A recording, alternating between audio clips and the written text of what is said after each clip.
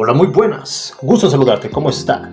Déjame hablarte brevemente de esta bolsa para taladro o atornillador de impacto de la línea DeWalt. Vamos a mostrarte qué tal luce y la verdad es que la tela está bastante bien. Aquí atrás tenemos también esta pequeña correa que puedes deslizar izquierda a derecha de la manera que tú acomodes tu taladro, tu llave de impacto. Como luce con nuestro atornillador de impacto de 12 volts, también cabe uno de 20, entonces vamos también a usar esos pequeños bolsillos.